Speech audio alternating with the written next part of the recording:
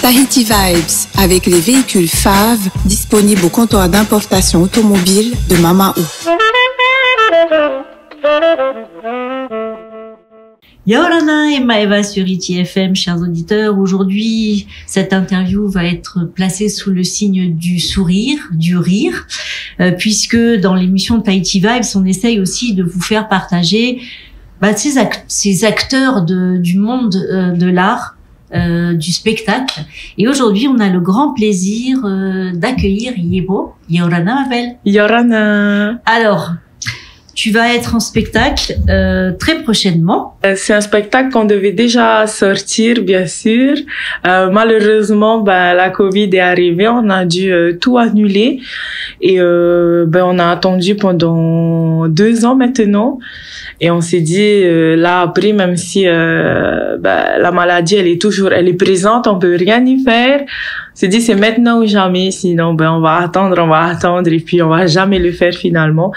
Et puis là, je pense que c'est le bon moment parce que on a vécu quand même 2 années difficiles, on a perdu des proches et je pense que maintenant il faut qu'on rigole un peu, qu'on sorte un peu de cette tristesse qui s'est un peu installée et voilà. C'est vrai, moi je te rejoins totalement. Il faut continuer à vivre, à rigoler, c'est ça. Et puis à reprendre un petit peu le sourire. Voilà, le sourire et puis le chemin d'une vie peut-être un peu normale. Comment tu es venue au stand-up, au One Woman Show?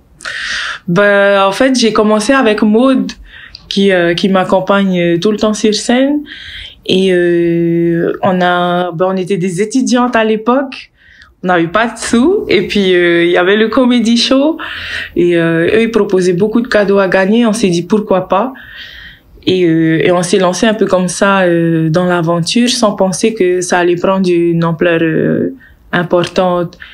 Et au fil des mois, on a gagné le Tahiti Comedy Show 2 années consécutives et on s'est découverte en fait une passion pour le métier. Du coup, moi j'écris avec beaucoup de fautes d'orthographe, mais c'est pas grave. À l'oral, ça s'entend pas, c'est ça qui Oui, c'est ça. C'est carrément ça. Et Maud, m'accompagne sur les scènes. Et pour cette année, je suis toute seule sur scène. Alors, quelles sont tes sources d'inspiration? Tout le monde, la famille, les amis, mon entourage, les personnes que je rencontre, peut-être juste la journée. Tout le monde vraiment, les situations que je vis, les événements auxquels je participe, tout ça c'est une source d'inspiration pour moi, pardon. Alors qu'est-ce que tu penses qui a fait que tu as réussi à remporter ce prix 2 années d'affilée, puisque il y avait d'autres personnes dans les candidats que toi? Qu'est-ce qui fait ta particularité? Moi, j'ai vu des petites choses passer, on va en parler, mais qu'est-ce qui fait ta particularité, tu penses? Je pense que c'est l'autodérision.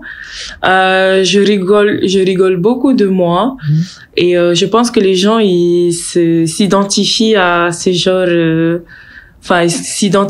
genre d'humour. Et puis je raconte la vie de tous les jours. En y mettant une touche d'humour et puis les gens se reconnaissent aussi. Alors comment on travaille justement un spectacle comme celui-là? Comment on travaille? Ouais. Il faut de tout en fait. Moi je dis il faut suivre l'actualité, il faut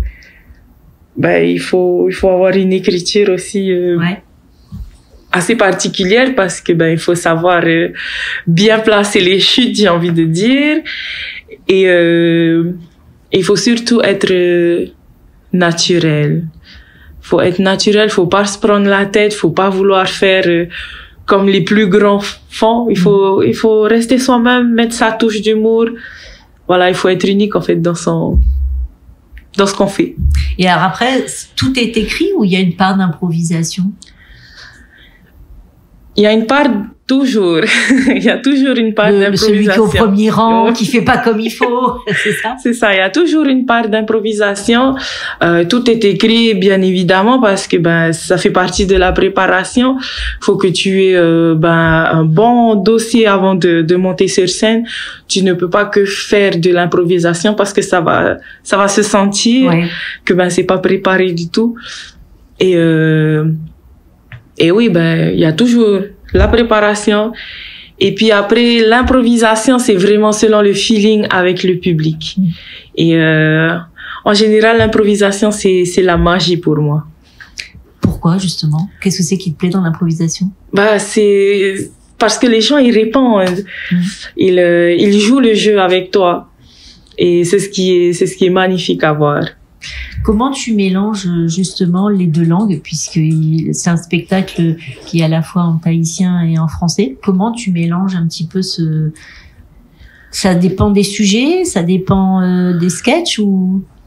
Non, ça dépend pas. Enfin, je sais pas si ça dépend des sujets, mais il y a des expressions, par exemple, qu'on dit en tahitien, qu'on peut pas vraiment les traduire en français. En tout cas, en bon français, ça donnera pas le même. Le même humour. Ça donnera pas le même piquant. Et puis, quand c'est en tahitien, il faut laisser en tahitien parce que, déjà, c'est notre langue. Et c'est comme ça que les gens, ils comprennent mieux aussi. En même temps, en Polynésie, on aime beaucoup faire des pic-pic en tahitien. Ah oui, ça oui. Qu'en français. Et ça marche toujours. Ouais. Auprès de qui tu testes, justement, tes nouveaux textes, tes nouveaux numéros? Parce que quand on écrit, j'imagine qu'on a toujours un peu l'appréhension de se dire, alors moi je trouve ça super marrant, mais est-ce que c'est si marrant que ça? Donc toi, tu testes auprès de qui? Auprès de Maud. Ah. Et puis, j'essaie de lâcher aussi, enfin, pas de lâcher, mais j'essaie d'écrire des petits textes sur ma page Facebook.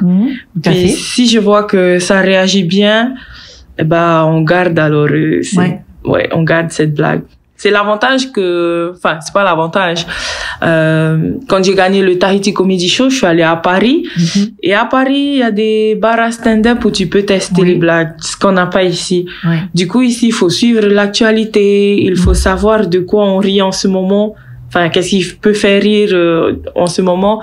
Il faut savoir quelles sont les expressions que les gens en général utilisent.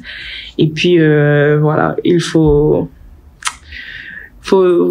en gros tout connaître aussi. On est comme des journalistes aussi, mais... C'est ça, oui, exactement. Mais si vous êtes des reporters, en fin de compte. C'est ça. Sauf que vous transformez l'information en humour. Alors, justement, tu parlais de ta page Facebook pour nos auditeurs. Ça s'appelle Yepo de Tahiti. C'est ça. Et alors, moi, j'ai bien aimé le post que tu as fait sur le ballet. Que je lis, pour ceux qui auront le plaisir après de découvrir. Arme carrément de correction bien connue des enfants polynésiens. Alors moi, c'est vrai, alors c'est comme je sais maintenant que ça sert aussi à ça. Je vais faire une petite spéciale dédicace à ma marraine puisque nous c'était les rameaux d'olivier et je peux te dire que ça piquait aussi pas mal. Donc au début, je pensais vraiment que ce n'était qu'un balai et en fin de compte, je voyais bien la tête des gens. Je disais la pauvre, elle ne comprend rien. D'accord, très bien. Donc c'est sympa, c'est vrai que même à lire, je trouve que ça fait un écho un petit peu. Et justement, tu utilises aussi des choses de la vie de tous les jours? Oui, bien sûr. Il y a le balenio, il y a la ceinture, il y a la cuillère en bois qu'on a reçue. Alors, je tiens quand même. Ouais, c'était un lancer. Je tiens quand même que c'était pas de la maltraitance. Non, c'est voilà une petite correction. Moi, je recevais sur les pieds. Bon, après, j'ai lu les autres commentaires. Il y en avait qui recevaient dans le dos. Désolé pour vous. Après, c'est vrai que après, pour les auditeurs qui sauraient pas, c'était de l'humour en tout cas quand j'ai partagé. La cuillère en bois, elle ne fait pas 2 kilos, Ouais, elle fait pas 2 kilos. C'était juste pour taper les doigts quand on chavirait quelque chose ou quand on cassait quelque chose. Mais voilà. Après, il y en a qui ont bien pris la chose, il y en a qui ont mal pris la chose. C'était pas mon intention, mais c'est pas grave. Le balenio, elle fait partie de la vie des Polynésiens. On l'a tous reçu au moins une fois dans notre vie. Et puis, moi, ça me fait toujours rire quand je vois un balenio. CEO. Et bien que dans mon poste, j'ai dit il faut remettre au goût du jour ces armes de correction, moi-même, je l'utilise même pas. Ouais, c'est de l'humour. Je vais pas réussir à taper mes enfants comme ça. Si les gens pensent que en allant sur ta page, donc je répète, Yepo de Tahiti, ils vont trouver du journalisme. Non, c'est toujours à sourire. Oui, c'est ça. Alors moi, j'aime bien aussi ton post sur la sécurité de ton spectacle. Oui. J'encourage, hein, vraiment. Oui. Alors, c'est qui ces beaux jeunes hommes? Je sais pas. C'est pas, d'accord, ok. Parce qu'au début, comme j'ai vu des tatouages de loin, je me suis dit, non, le bâtiment derrière, tu te dis que t'étais pas à Tahiti. Je me suis dit, elle a réussi à trouver une compagnie de pompiers, prêts à jouer le jeu. Non. Non, mais c'est nos pompiers sont beaux aussi, mais voilà. Beau, évidemment. C'était pour rigoler aussi, ce post-là. Ouais. Non, mais c'est bien. Je trouve que t'as, justement, cette page Facebook, elle représente assez bien, justement, cet humour sans filtre. C'est-à-dire que faut pas se prendre la tête, quoi. Non. Hein, à la culture polynésienne. Non, faut Chaque pas. jour suffit sa peine. C'est ça. Rigolons un peu de tout tous les jours. Oui. Bon, c'est bien. Qu'est-ce que tu as comme autre support de travail? Tu as une page Facebook sur laquelle tu communiques? Ça, on l'a vu. Oui. Tu as un YouTube, quelque chose? Non, j'ai que Facebook et Instagram. D'accord. Tout ce que je mets sur Facebook, c'est le même sur Instagram. D'accord. Et alors, justement, Yepo, qu'est-ce qui va se passer après ces 2 soirées à Paia? T'as déjà des choses de prévues? Il y a déjà des engagements? C'est quoi Oui, on prévoit de partir à Tupuai pour faire un show aussi. Et il y a d'autres. Après, il y a des petites choses comme l'émission, les opérations de nettoyage de plage encore qu'on doit faire. Parce que je suis ambassadrice de l'environnement aussi. Ah, ça c'est très bien. Oui, et ouais, voilà, pour le moment, il y a que ça. D'accord. Mais tu es ouverte à toutes les propositions? Non, enfin, toutes les propositions raisonnables et sérieuses. Oui. Pas après le spectacle. Enfin, j'ai juste prévu ces deux-là avec peut-être l'élection de Miss Moorea. Ouais. Mais après, je vais me retirer un peu. D'accord. Pour prendre soin de moi. Tu as raison, c'est ce qu'il faut aussi. Et voilà, et écrire d'autres projets. Je le rappelle quand même, hein.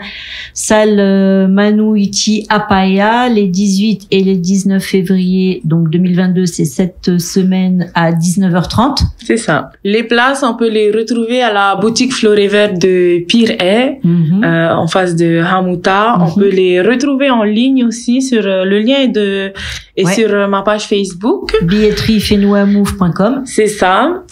Et aussi, on peut retrouver les tickets à la salle Manuiti où je suis. Je vends les tickets à Manuiti avec Barbara qui m'accompagne. Est-ce que tu as un petit message à faire passer à nos auditeurs justement avec le sourire, avec ta bonne humeur? Mais bien sûr, venez nombreux.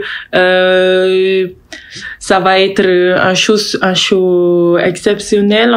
J'ai préparé beaucoup de belles surprises et beaucoup de nostalgie, beaucoup d'amour dans ce spectacle en tout cas. Et puis je vais revivre des souvenirs aux spectateurs. Écoute, ma belle, nous, on a été super heureux de t'accueillir dans notre émission Tahiti Vibes. On te souhaite tout le succès du monde, surtout le bonheur et en bonne santé.